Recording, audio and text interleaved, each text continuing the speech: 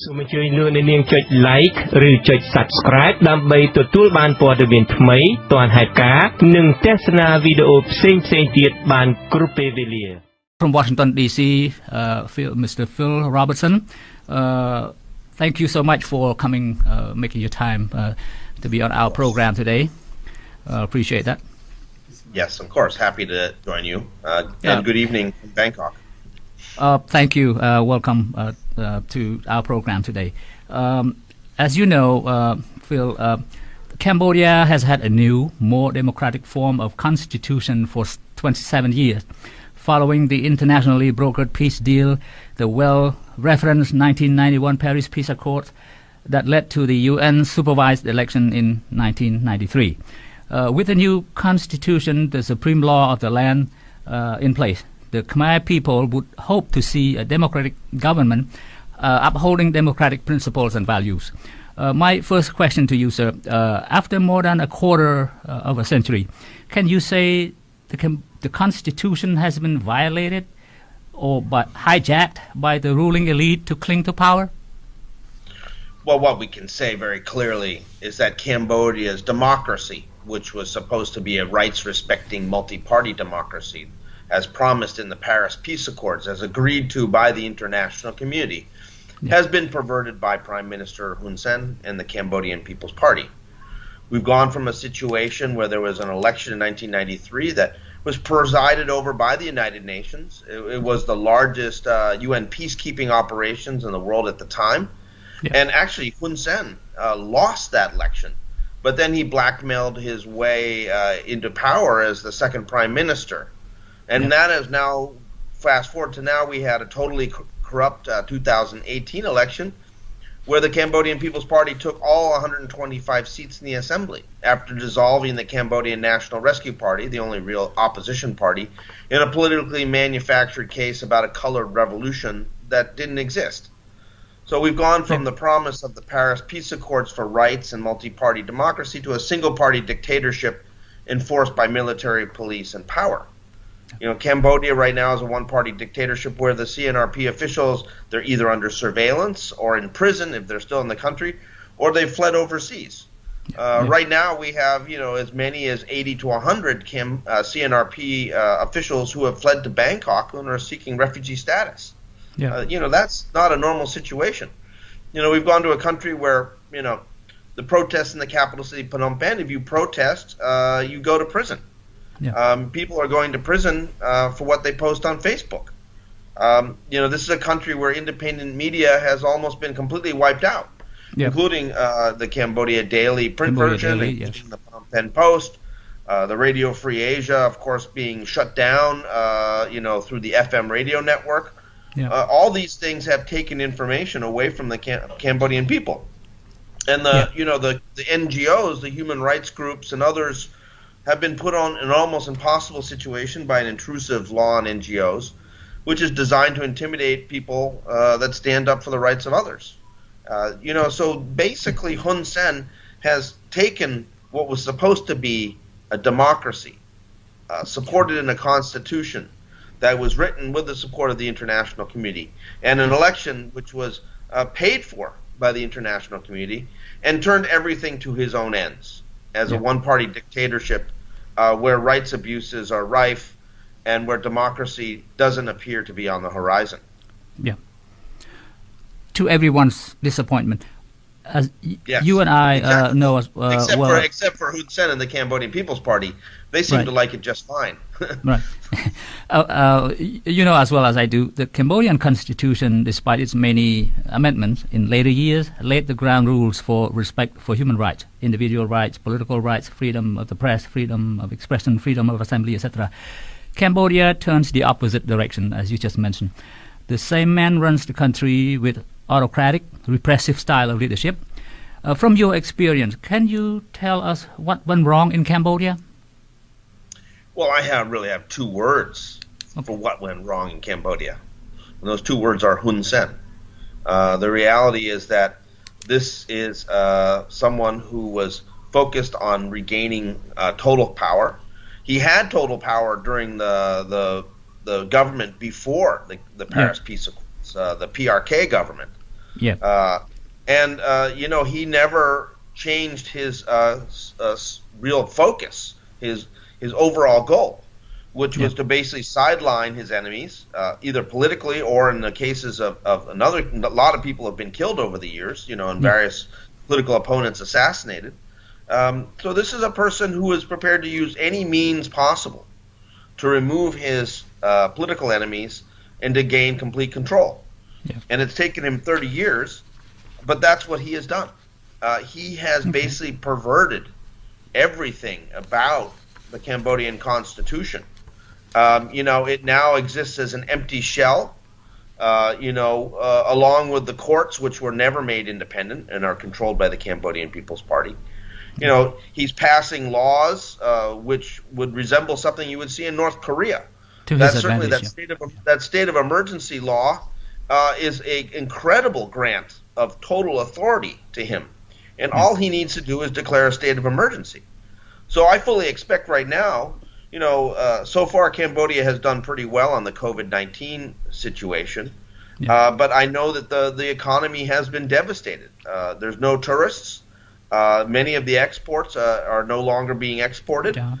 People are getting hungry. The environmental situation is disastrous with the only partial reversal of the Tonle Sap Lake. So the fisheries are in a dire situation.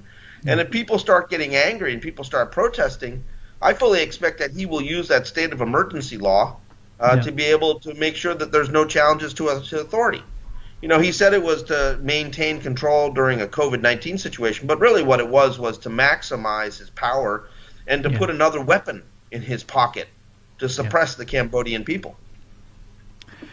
The world knows that Hun Sen, the everlasting strongman, and his henchmen do to his people. We just can't count all their sins.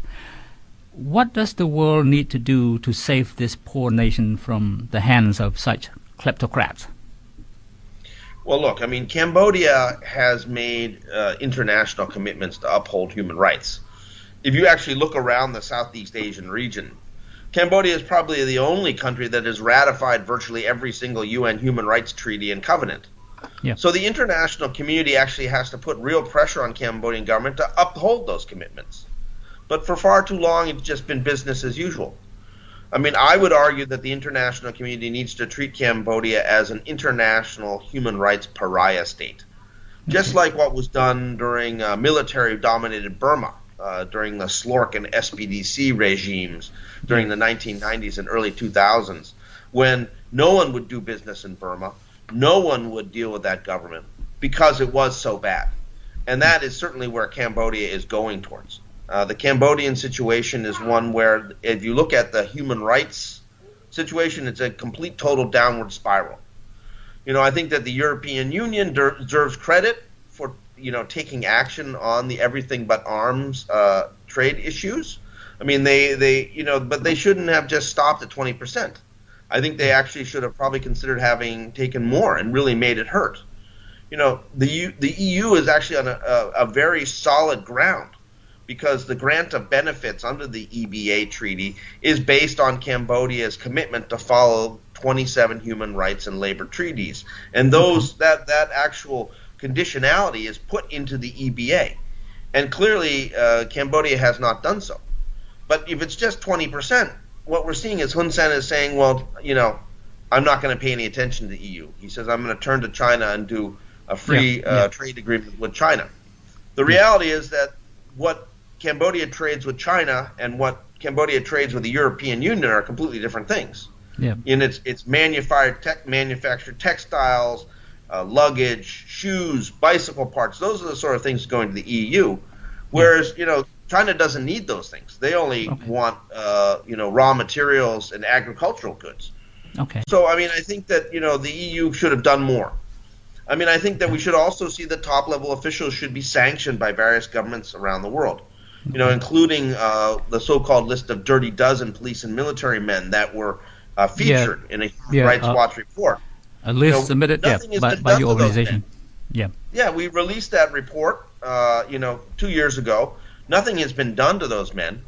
Actually, this next month, we're going to release the Cambodian language version of that report. with a new accompanying video, so that the Khmer people themselves can we get a copy of that? Of course. When we release that, we will be sending it to everybody. Okay. You know, Cambodian people should see what Hun Sen and his henchmen have done over the years.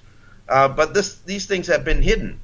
And, you know, unfortunately, those things have been hidden also from the diplomats. I mean, you have diplomats who come to Cambodia, they're there for 3 years or 4 years, and then they go on to another post. You know, so we've had to constantly re-educate diplomats about the history of human rights abuses in Cambodia. And I'd like to inject real quick that, Phil. Sure. Are our diplomats, is our embassy in Phnom Penh aware of all these you just described? Well, we're continually just speaking to them. We're talking to them about that. We're constantly briefing diplomats. We're constantly asking for them to do more.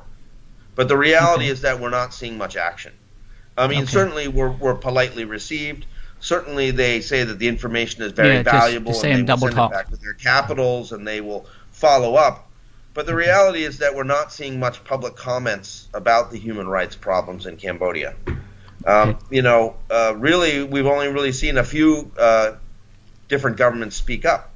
You know, I mean, one of the things I would hope that the U.S. government would do, you know, the U.S. government should consider stripping Cambodia of their general system of preferences trade status, because the violations of labor rights are clearly there. You know, as I said, Cambodia needs to be treated as a pariah state, because that is what it is. It has become a single-party dictatorship where basic civil and political liberties are not allowed. These freedoms have been extinguished under the boot of a single-party dictatorship led by Hun Sen.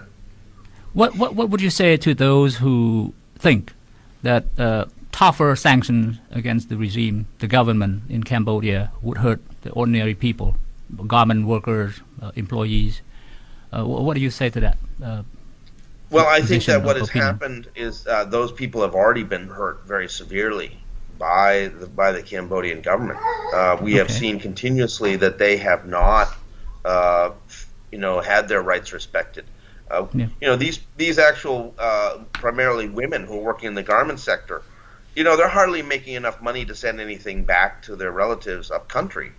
You know, they're not making very much money at all. And the cost of living continues to go up. You continue to have various different groups of people who are employers who are taking advantage here. You know, we're not really seeing an improvement in the situation of people's lives. You know, I mean, I think this ultimately, many of these jobs, it's about desperation and nothing else being available. The reality is that we have now gotten to a point where the actual, you know, countryside has become so impoverished. People have lost quality access to land. People are indebted to microfinance institutions. You know, they don't have basic infrastructure projects for agriculture. Because the money has gone somewhere else. It's been siphoned off by the Cambodian People's Party. You know, this is a situation that's a big problem. Okay. That's my next question. What can human rights advocates or organizations such as Human Rights Watch do in addition to condemning the government for its human rights abuses? What else can you do? We continue to speak out. We continue to do research about the human rights problems. You know, and we will continue to do that. But really, it's governments and UN agencies that need to take action. These are the people with influence and power that can somehow act to affect change in Cambodia. And this is the difficulty, getting governments to act. So far, Sweden took a very brave step to phase out the government-to-government assistance and stop supporting the repressive Cambodian government, but none of the other governments have really followed suit. You know, and we see Sweden speak up. We see sometimes that the U.S. says something. You know, the U.S. spokesperson from the embassy might comment on something.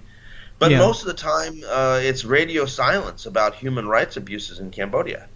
I mean, I remember the one time the U.S. Ambassador Patrick Murphy spoke up about the Kem Sokha trial. And there was a lot of reaction by the government. But that's good. We want the government to react. We want them to hear what people are saying. We want them to face criticism. But the problem is he hasn't spoken out publicly since that. You know, it was just that one time. The reality is that when you speak behind closed doors to the Cambodian government about human rights issues, you know, it doesn't go anywhere. Right. They just see that as part of dealing with what they're going to do, and if that's all that comes, then they're getting away with it.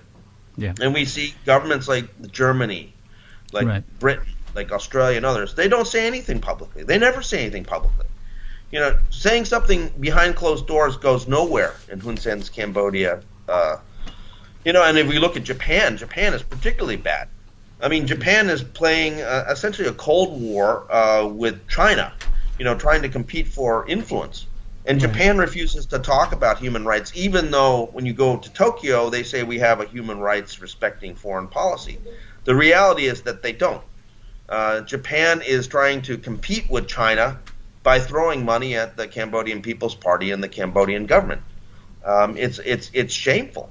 A government, a democracy like Japan, which is basically one of the longest term democracies in the Asia region, which played a major role during the Paris Peace Accords and supporting various different things with their dollars, with their financial aid, has now come to this, where they're scared to say anything because they think that if they speak out at all, that the government won't love them the way they love China.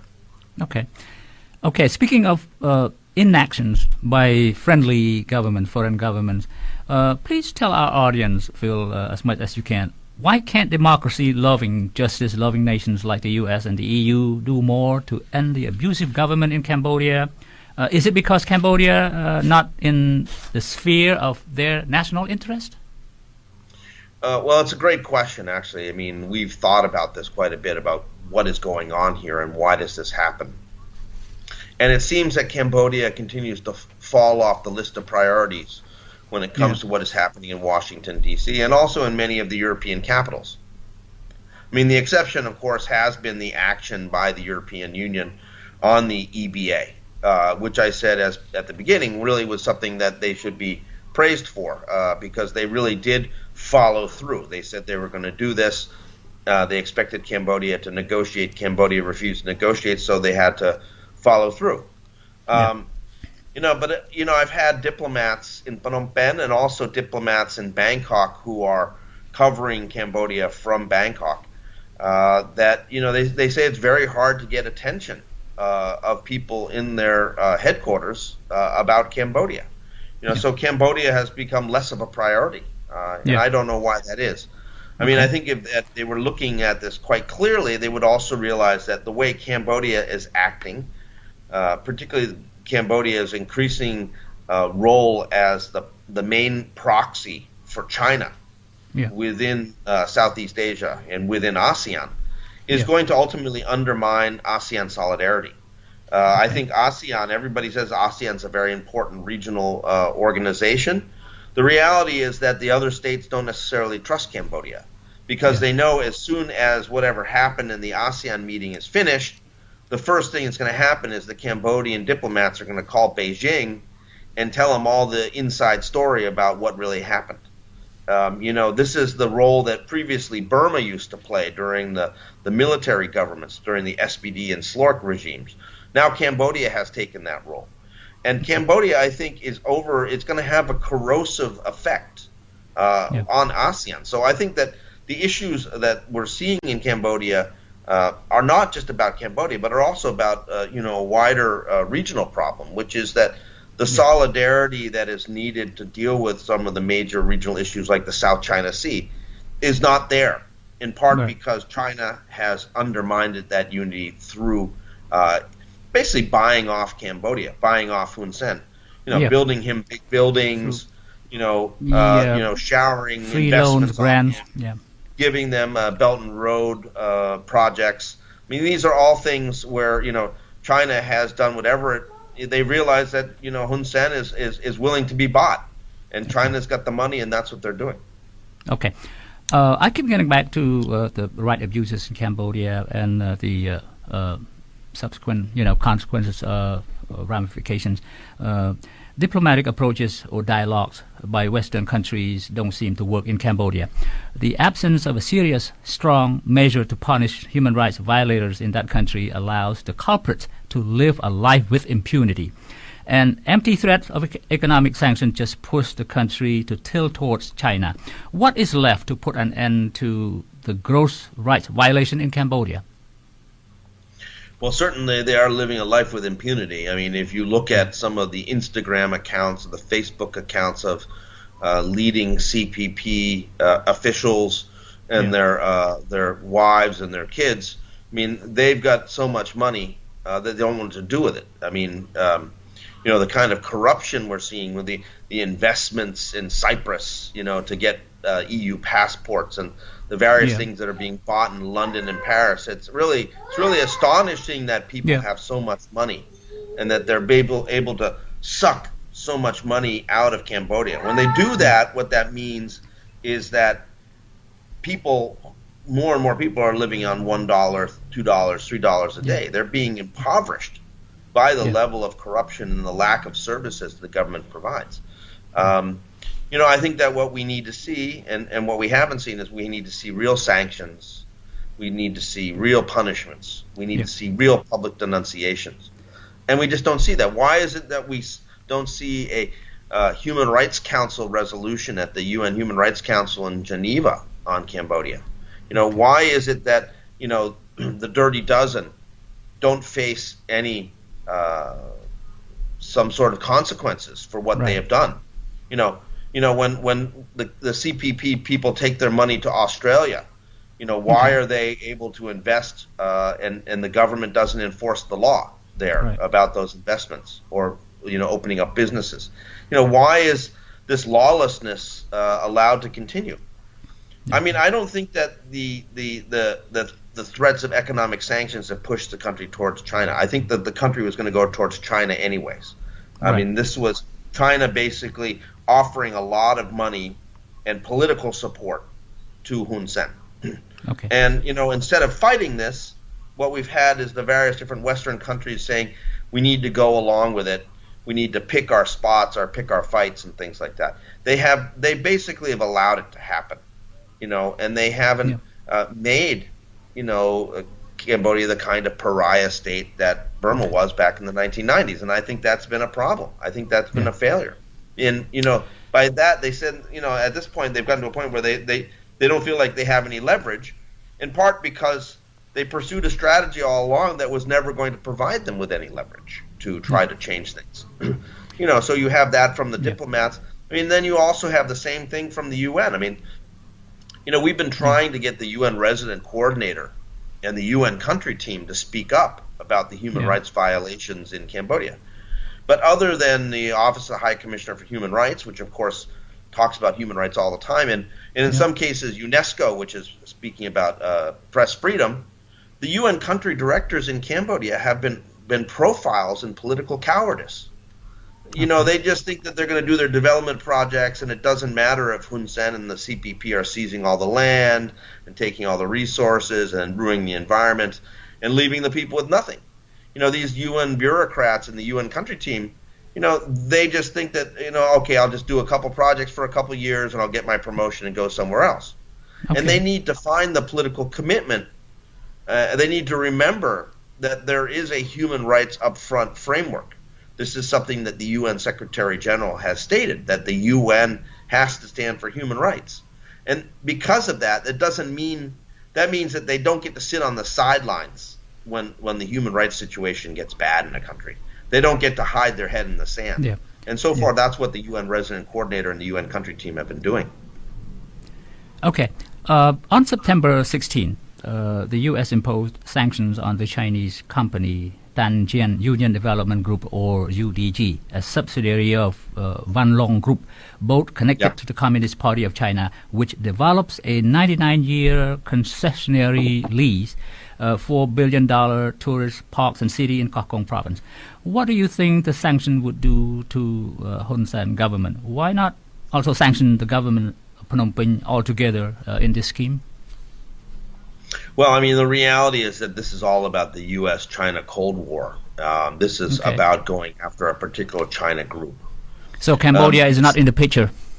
Well, Cambodia is in the picture, but, the reality is that the government of the United States is going after a Chinese investment and a Chinese connected company. I mean, I would say that they should include Phnom Penh and the various relevant parts of the Cambodian government that are doing this business as well.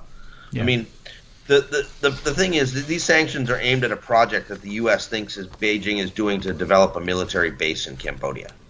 That's what it's all about. Okay. This is all about realpolitik between the United States and China. Yeah. And what we've seen is that, of course, Cambodia has lost, a lot of political support in the United States, in part because, they are close to China.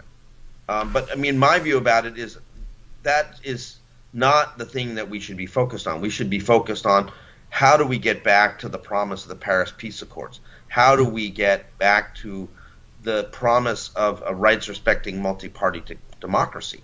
What needs to be done? And I think that, that means arguing for instance, releasing Kem Sokha and dropping the charges. That means for arguing for the restoration of the CNRP. That means for, fighting for the release of all the various different CNRP people that have been imprisoned. These are things that need to be done so that, the Cambodian people themselves can say, look, we don't agree with Hun Sen. We have the right to form a political party. We have a right to associate with each other. We have a right to eat noodles with each other. We have a right to stand up and vote and have our votes counted. And if in fact we vote for someone besides the CPP, that has to be respected. And, it seems to me that these things have been forgotten. And instead that we're talking about a Chinese company. We're talking about something over in Koh Kong. This is not, Cambodia shouldn't just be a pawn in a U.S.-China Cold War. It has to be seen as a human rights abusing single-party dictatorship where the Cambodian people and many of the representatives who have been elected by the Cambodian people in the past in the CNRP, which won 44%, of the vote in 2017. These people have support in the country, and they deserve to be able to compete politically to lead Cambodia. Yeah. Do you expect the new U.S. administration, whoever will be the next president, to change its policy on Cambodia from empty talk to real action when dealing with autocrats? Well, it's pretty clear that Donald Trump doesn't care about human rights. And I think he doesn't really care about Cambodia. I bet he probably doesn't even know where it is. There isn't any sort of Trump investment or Trump tower in Phnom Penh yet. So, I would be surprised if he even knew where Phnom Penh was. Okay. The reality is that, the only thing that the Trump White House has cared about as far as Cambodia is whether Cambodia is willing to accept deportation of Cambodian green card holders who got into trouble in the law in the United States. And this is the Cambodians who are being sent back, having grown up in the United States, never lived in Cambodia. All of a sudden they're being plunked back down in Phnom Penh with no support and no assistance, not even in some cases the ability to speak Khmer. So, that's when you talk to the Trump people, all they care about is what matters to the United States. And that was like, let's get these people out of here who are felons who've released from prison. These unwanted people. Country. Okay. Even though they should be considered as Americans because, the problem was they had their green card and they didn't get their full U.S. citizenship. And so because they're green card holders, if they commit a felony after that, the law says that they should be deported. So Trump, if Trump wins re-election, then nothing will change. We may see some more rhetoric about China in Cambodia. Rhetoric, hot air. He doesn't care about Cambodia. He doesn't even know about Cambodia. Okay. If Biden wins, there we have a hope for a return to what was previously a bipartisan recognition that human rights should play some role in U.S. foreign policy.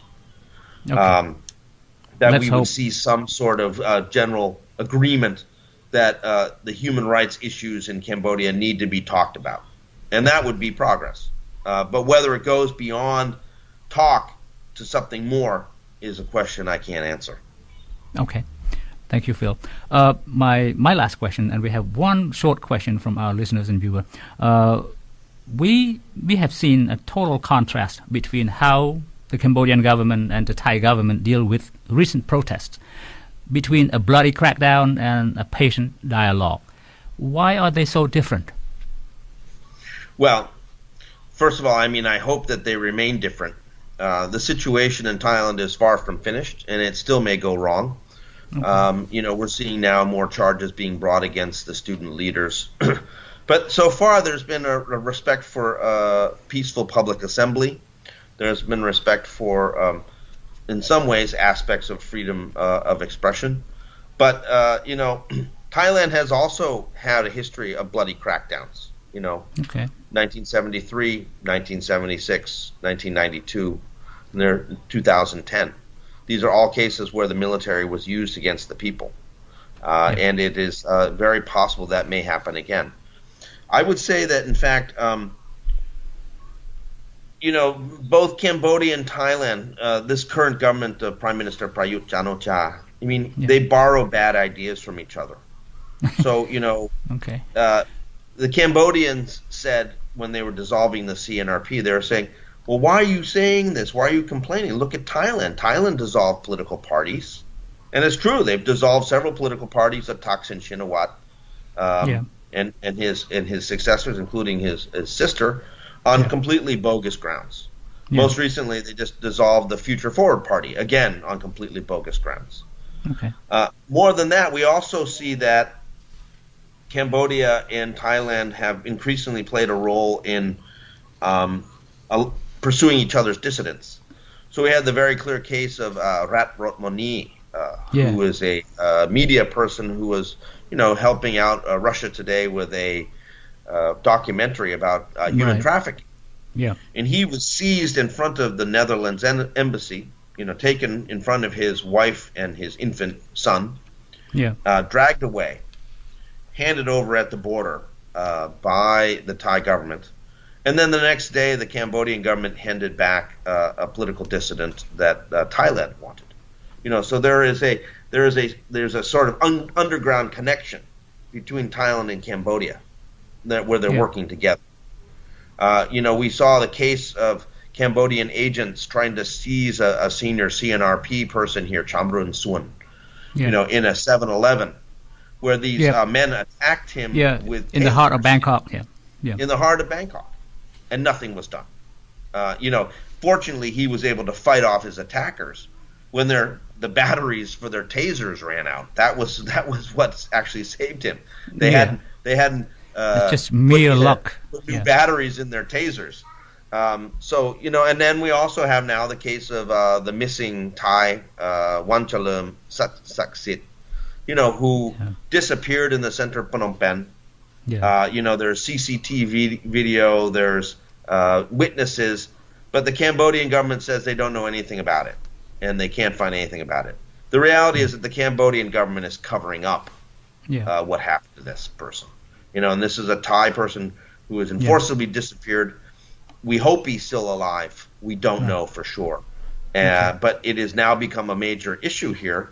And the denials of the Cambodian government that they don't know anything about it are simply not credible. It just they knew this was happening, and they probably know exactly what happened, and they're just covering it up. Okay, my last question, Phil. This is from our listener's question.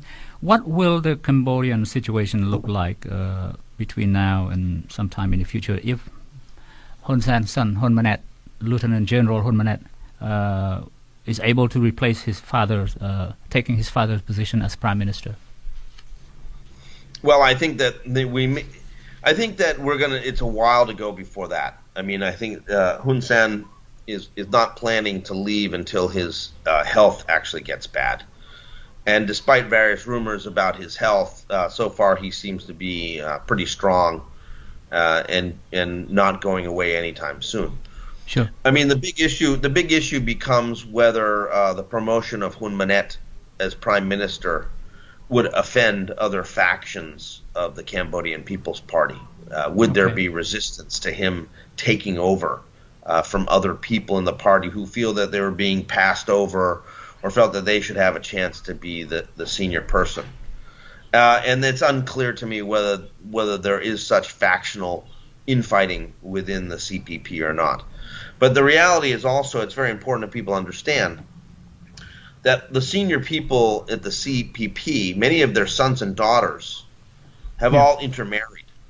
So it's becoming like an interlocking directorate. This is like a looting party. This is a permanent elite group of people who, are all working with each other. They're all intermarried. They're doing business together. They're doing corruption together. They're repressing people. They're supporting the CPP. So, a lot of people would probably say that there's not going to be resistance to Hun Manet taking over, because if the Huns or the senior family in the CPP, they would then continue to be the leaders. It also goes to the point. Oftentimes we see that the son is not equal to the capacity or the knowledge, the abilities of the father. And we just don't know what sort of leader Hun Manet might be. But I expect that there would still be... Well, he's U.S. trained. There would be some repressive machinery. There would be continued rights abuses if people tried to take over. Yeah. If people tried to take over, then it would be, he would resist the same way his father would. Right. Okay. Phil Robertson, Deputy Asia Director for Human Rights Watch. Thank you so much. Appreciate it. Thank you for making your time to come to on our program. And I hope to be able to speak with you at some point. Calling.